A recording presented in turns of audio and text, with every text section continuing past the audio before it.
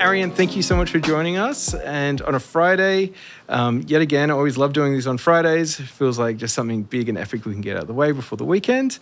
Now, you have worked with humanitarian and advocacy programs for going on a decade now. I know you're currently with United Nations. Did you want to quickly introduce yourself and tell everyone a bit about yourself? So I was born in France from a French dad and a Swiss-German mother.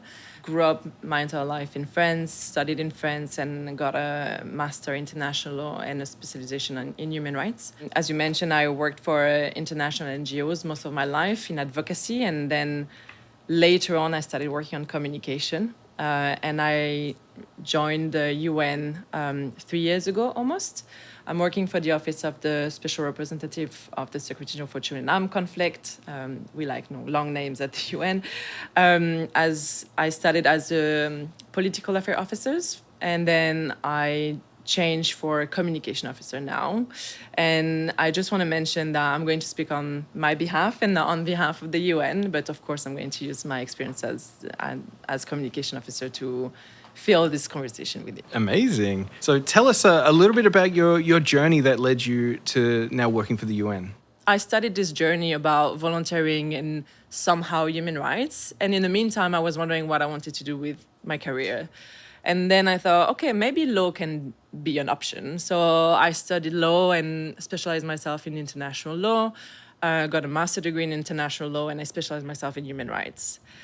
And it felt right for me to be in that field, in the field of human rights and the field of humanitarian law. I always thought it was fascinating that war has rules, and I really wanted to pursue this career and see how actually I could do something good and promote something good, such as human rights. So I, after my master's degree, had to do some few internships because it's a crowded space. So, extremely crowded. Yeah, it is. So I interned at the UN and then at the International Criminal Court. And then I got my first job finally in Brussels. And I worked for an organization that was focusing on the rights of persons with disabilities.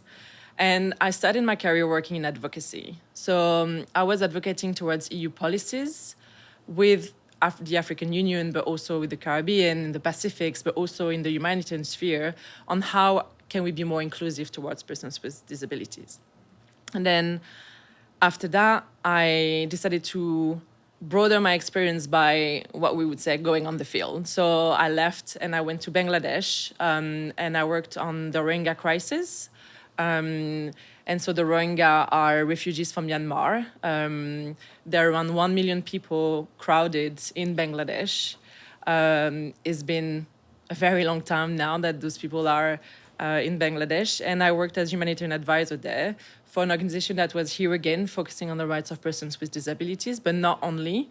This organization had a broader perspective, focusing also on women, on children, but also on elderly people. So still, again, a very strong focus on inclusion and protection.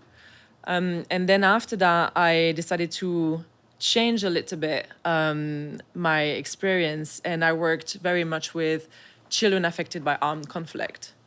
I became the youth engagement and advocacy advisor for this organization. And we worked on developing programs with young people, for them to understand their human rights and for them to advocate for themselves. Following that experience, I continued my trajectory with advocacy, and I went to Palestine, where I worked as an advocacy and communication officer, mostly focusing on access to water. While all those experiences, I was really focusing on advocacy, I started doing communication as well when I was in Bangladesh. Very often the two comes together, and I had no experience in communication whatsoever, but suddenly I was in charge of the communication department. And at the beginning, I just started with my common sense. I was like, okay, so as an audience, what would I do and what would I want to see? It was all gut. Yeah, exactly. What felt right, yeah. And very much instinct, no strategy, no understanding on how communication was working, and really based on advocacy. I was really using my advocacy skills to direct my communication strategy. All of those experience, I was with international non-governmental organizations, so NGOs, and after leaving Palestine, I went to the United Nations. So this is where I worked actually now. So I started as a political affairs officer there, so focusing on legal affairs, but also on international relation advocacy, more political. And then after a year and a half, I changed and I became the communication officer for the office. So now I'm just focusing on communication. Wow. And really our focus is to advocate for children that are affected by armed conflict. So we only focus on people that are from 0 to 18 years old and from children that are affected by armed conflict. So there is those two key elements for us. If one of those two elements is not respected or is not part of the discussion, then we are not going to be involved and other offices of the UN are going to take on the work. So that was my little journey. Got you. That's literally the most incredible journey that I've ever heard. But even though I guess for you at the time, like that pivot into communications might have felt pretty broad and pretty intense maybe at times, but after talking to you for 5-10 minutes, it feels like it was just meant to be. Like it honestly, the way you were able to pivot your career is inspirational to so many people, I'm sure, that feel sort of stuck and can't pivot their own career as well. I mean, for me, it was, since ever, I always had a drive for creativity, for art, for documentaries, films, for sharing messages mostly. And as an advocacy officer, my role would be to develop the messages and to provide change with that messages, or to be able to advocate for change. And so it made sense for me to use my legal background to try to see how I can best lead to change while using tools and mediums that would be different than just having a conversation with a politician or a diplomat. And I think in the field of human rights and humanitarian law, it's a very sensitive context. Everything has to be considered. But I think the challenge in this world is also about how do you communicate about children affected by conflict or about people, facing disaster. People are going through their own lives and people are facing their own challenges. So not everyone wants to know about the drama that's going on in the world. This is very heavy. And so how do you interest the public about issues that are difficult and that are sad? And so how do you work on pushing for these messages? Without it always being fear-driven too. Yeah. You're not trying to scare people into action all the time. Exactly. Yeah. Exactly. I think that's a hard bit because you probably have moments where you're like, oh, we could just say this, but then you have to really think about it, digest what are everyone's circumstances, like take on opinions that are so far from your own opinion, and take those on board and really pivot the way you word everything. Yeah, exactly. And every words matter. What inspired you to have a career in human rights and communication? So was it just a blending of your interests and inspiration as a young adult and a kid? I like learning about people's story.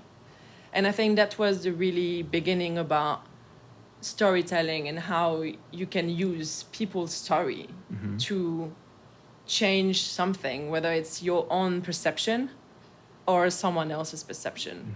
And so I was also guided by, artists that I really enjoyed and followed from a very young age. I'm thinking about the French photographer J.R. I love his work. It's pretty amazing, and his creativity is absolutely incredible for me. He's a pure genius, and he tackled beauty in the same way that he tackled human rights. So he's also French, so I was following his work from a very young age, and I think it's really admirable what he's doing. But I also started to look at more documentaries and how do we actually talk about difficult subjects like war, even with movies. We had Hotel Rwanda, talking about the genocide in Rwanda. And these are like movies where people would sit 2 hours to actually understand and learn about an issues and about persecutions and conflict. Watching those movies, do you sort of try and backward engineer them? Like, how did I feel watching it, and how did they make me feel like that when I watched it? Like, do you take that into your own work as well? Like, how you felt watching something?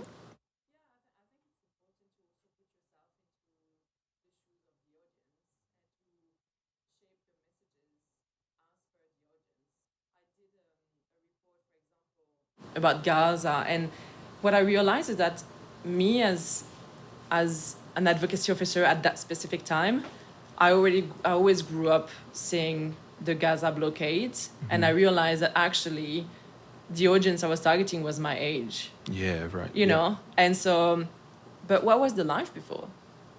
And these are also topics where somehow people have heard about it a lot. So what type of novelty can you bring in speaking about it? And so I decided to do an intergenerational report where I actually interviewed the grandmother, the mom, and the child. Wow. For them just to talk about their lives, you know. Before, After, and a child who has just experienced the blockade. And this came really from this perspective that I just wanted to learn because actually I didn't know. That's super interesting. So you just sort of follow your instincts, your gut. Yeah, exactly. I actually just put myself in the shoes of, I'm the audience, you know, and what do I need to learn and what do I want to know? There are other aspects, and that's also why I think this field of communication is very specific. Certain principles that we need to commit to when we do advocacy, but also when we do communication, notably the principle of do no harm. We need to make sure that whatever we do, we're not harming anybody. Yeah. And that's a key principle in this field. Same as the humanitarian principle, are we keeping our neutrality while we are doing this, or when we are saying this, or when we are showing this? So there are a lot of guiding principles in the work we're doing. But, you know, so many details are important. Even when you are like making a video, or the ethnicity of the person, the religion, the gender, and many other aspects that are really critical, and that could lead to disastrous, you know, repercussion if you don't think about it properly. Yeah, I'm sure. Yeah. How do you feel like that storytelling influences the work you do? If I tell you the story of one person, it's probably going to resonate more than if I tell you that 5,653 children were affected by these violations. Because you need a story. You need to relate to something, you know. That makes total sense. And that must be hard. Like, if it's a positive story, that's obviously a lot easier. But when it's a troublesome story, which I'm sure a lot of them are, you probably think at one part of your mind, you're like, people need to know this. But at the same time, am I taking advantage in a way? Yeah. And I think that's a discussion that the international community is having. I think there is a shift in the way we are presenting information, the way we're using visuals. For example, we try to not use visuals of children holding weapons when we talk about children recruited by armed forces or armed groups. We try to stay away from that. We try also to stay away a little bit from pictures of children being maimed, but we try really to have empowering pictures. You know, you can still share a story about a child that have been affected by devastating incidents, but still show, you know, positivity inside it. And it's not easy, and sometimes you wonder, but this child deserves dignity, and so we need to make sure that we are keeping somehow positive, you know. And there are different ways of sharing information about tragic incidents, but I think it's also better to be positive because people reply and respond better to positivity. Yeah. This is something I personally want to do, is to really promote positive aspects, promote that, you know, hope exists, keep humanity, and I think this is at least important for me. How can we sort of take advantage of content, of video, of photography? How do we take advantage of that and and sort of use that as an ally, as our own tool? I think it's also difficult with the world we're in right now because people respond better to social media, to videos that are shorter and shorter. It's difficult to tell a story in a space of a minute and a half or something. So I think this is the challenge that a lot of us are facing, is also what has not been done already. Everything seems to be done, you know. A documentary, there are plenty of documentaries. An exhibition, there are plenty of exhibitions. So what it is that we haven't done yet, and it's very difficult. And I always think about it. For me, this is the $1 million question. Like, how can we use photography or video in a way that has not been done, that's extremely or more powerful? Yeah. So if you have the answer. We can talk about it. Yeah. You mentioned on the call we had that film and art can change the world. Is there an example that comes to mind of something that had that much impact? I think we talk about Gia a lot, and I think he's an example of that, when he can bring to the table subjects that are very difficult. And he made it so easy to talk about it. I think we saw that with documentaries quite a lot. And I'm thinking of the documentary For Sama, which was a documentary about Syria and won the Cannes Film Festival. And I think for documentaries about war like that, winning such prestigious film festival, I think it brings hard topic to audiences that were maybe not that aware. And I think that did it bring change? I don't know, but at least it brought conversations, it brought knowledge to people, and I think this is a very important first step. Definitely. Is there a campaign or a program that you've seen that you weren't involved with that you feel that they executed it incredibly well, that was based in art and storytelling? So we had, I led a social media campaign when I was in Palestine to prevent the demolition of schools. We got alerted that one of our schools were at risk of demolitions, and we knew that 54 other schools were similarly at risk of demolition, which was about to impact around 5,300 children. So in the space of a couple of weeks, I created this social media campaign called Save My School. And every day I was posting the story of one child from one of the schools. And this child was telling us, you know, what he wanted to do in the future and what he liked in that school.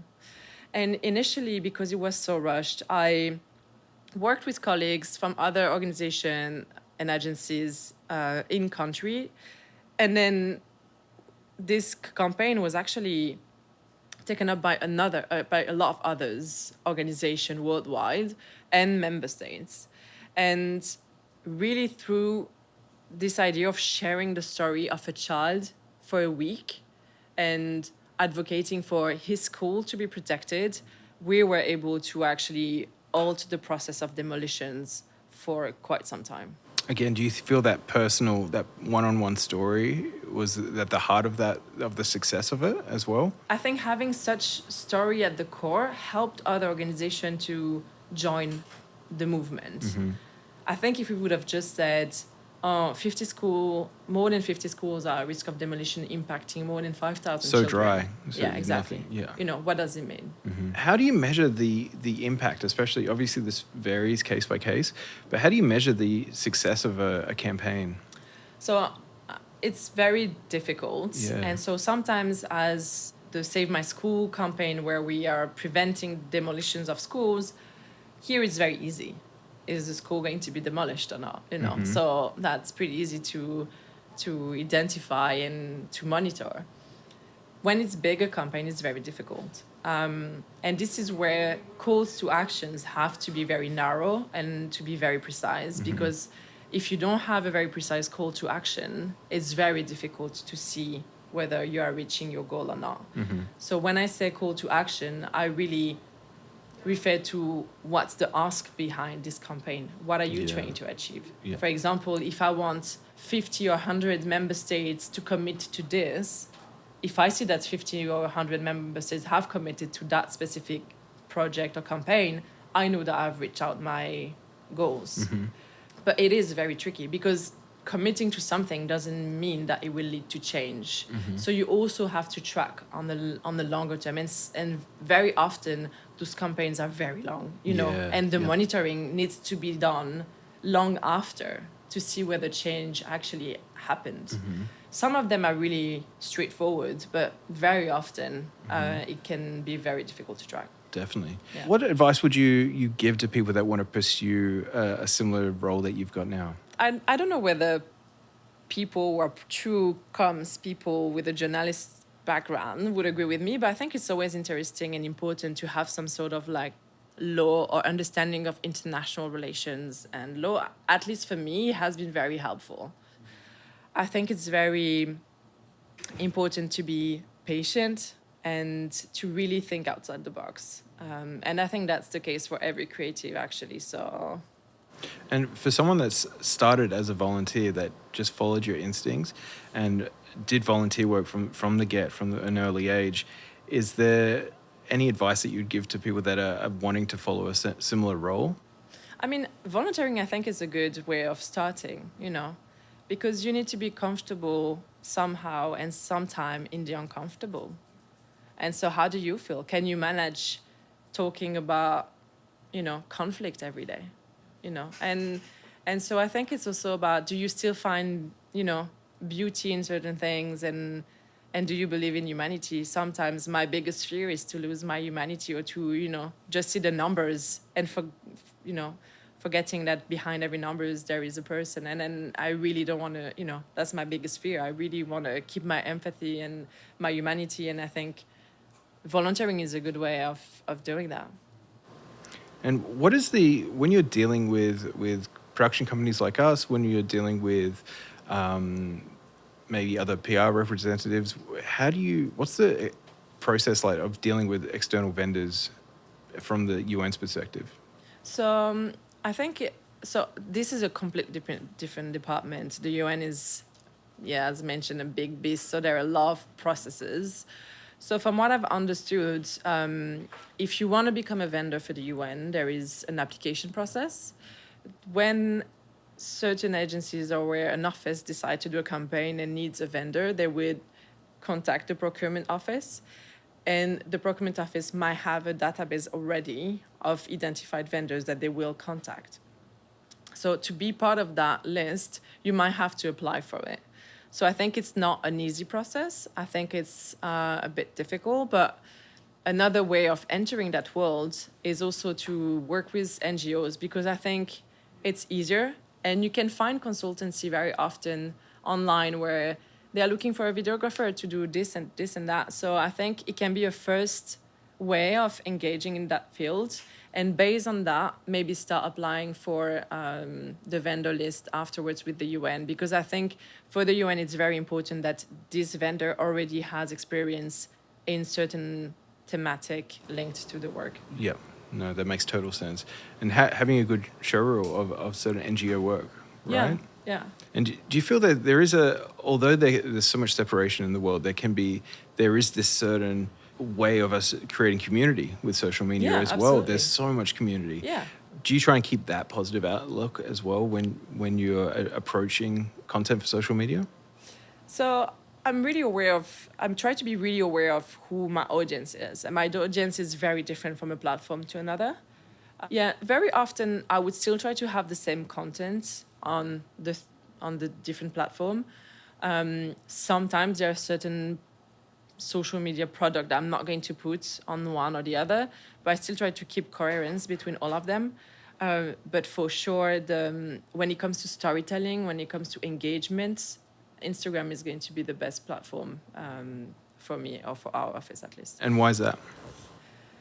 I think it's also linked to having the possibility of boosting and making it more visible, and I think the format is also very pleasing, having those visuals, this engagement possibles with the likes and reaction, it's more participative in some way, and I think people react a little bit better with that. Oh, I love that. That's great to know.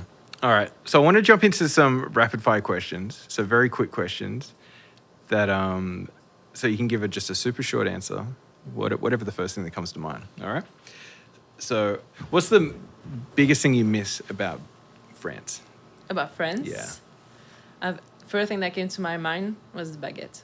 Really? Yeah. How's the bread in New York? Not good? You need to look for the good bread. Yeah. Yeah.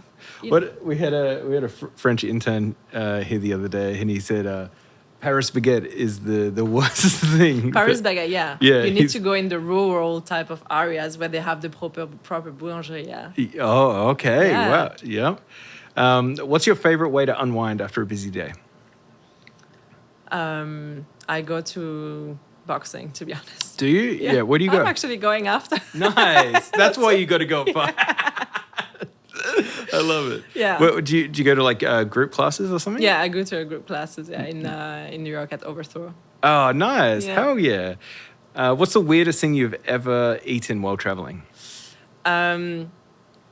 So, two difference. Once I ate crickets, that was voluntary. Yep. And once I ate for 2 weeks glucose biscuits in Central African Republic just because I didn't know what to eat. So I just had those biscuits for 2 weeks. What are they? Glucose, these are like biscuits for children. Oh, right. And I just had that for 2 weeks because I was in... That's the only thing you ate? Yeah, because I was in a really rural area, a bit in the middle of nowhere, and I didn't have access to a lot of food or anything. And so that's what I had. For 2 weeks? Yeah. How did that affect your body? I lose quite some weight. Yeah, right? What's the one thing you've always wanted to try but haven't yet? Maybe acting. Really? Yeah. I can see that. But what's one character you would love to play? Might sound a bit cliche, but I think I would love to play a spy. Yeah, I could see that. It goes with your accent. It goes with maybe. everything. What's your go-to comfort food for a rainy day? I have to confess that I do love junk food a little bit, so I would not say no to a nice burger. Really? Yeah. What's your favorite? Five Guys. Oh, really? Yeah. Oh, that's horrible. It's horrible? Yeah. Why? I don't eat meat, so when I smell it, it's the worst thing on the planet for me. If you could instantly master any artistic skill, what would it be? Photography? Is it too easy to say that? Well, no. Because I wouldn't say I'm master, but otherwise, if I have to choose something else, maybe drawing and painting. Okay. Yeah. We were talking about watercolor, I would love to be able to do nice watercolor portraits. Yeah. What movie recommendations do you have? Gaza Mon Amour, which I think is absolutely beautiful, about a love story of two old people in Gaza. Really, really beautiful. Another one, and you might like this one, I don't know if you have seen it, which is mind-blowing. It's The Man Who Sold His Skin, and it's based on a true story. Wow. Yeah. If you could have dinner with anyone in the world, dead or alive, who would it be? I think about this question all the time, and I never really know what to say. What about Obviously, JR? JR. Yeah. I mean, I did meet him once, and I'm. You did? And I'm on one of his art pieces as well, that he did in New York. Yeah. Yeah, on the women in Iran. Yeah. Yeah. You were in it? Yeah. No way, you have to show me. Yeah. I'm like one of the black spot to do That's the air. awesome. Yeah. So him for sure. Was he nice? It is so accessible, the way it works, and he's really involved in all of his pieces. Which I found amazing for an artist, because you have so many artists that now delegate the work. Yeah. And he's there from the beginning to the end, and it's really nice and really accessible. That's right. So JR? maybe JR. I don't know, maybe Don McCullin as well. Mm-hmm. Maybe Nelson Mandela. Yeah. And I think I'm missing someone a bit more funky. I love that you've thought about this. That's awesome. All right, last one. What's your favorite way to spend a weekend? I like to go around with my camera for a little bit, and then I love dancing, so I would go dancing. It's a really good way for me to release stress. So the perfect weekend would be finishing the week, going boxing, and then going out dancing, and then the next day I go around with my camera, and then on Sunday, nice yoga session where I can really unwind on the Sunday, getting ready for the week. That's my perfect weekend. I love that. Yeah. That's epic. I know I didn't prep you on this at all. No, it's But fine. is there a question that you would like to ask the audience? I mean, I think I would ask them, how do they get their creativity, or what is it? Mm-hmm. From what are they getting their creativity? I think I would really like to know. Mm-hmm. Is there something I haven't thought about, or And where do you get yours? Yeah, that's actually a good question. I think by walking around, probably. But I'm just fascinated by street art. And I think street art is probably one of the most powerful tools because people see it all the time. We could think about Banksy, who, delivered really powerful messages. And we didn't talk about him, but I would invite him for dinner, actually. Yes. And in a such easy way, like just one picture on the wall, but saying so much. So I think street art is a big element, but also just looking at people, what do you see on the street? And I think it's also a driver for creativity. I love your perspective of art leading change. Yeah. I love that view. Yeah.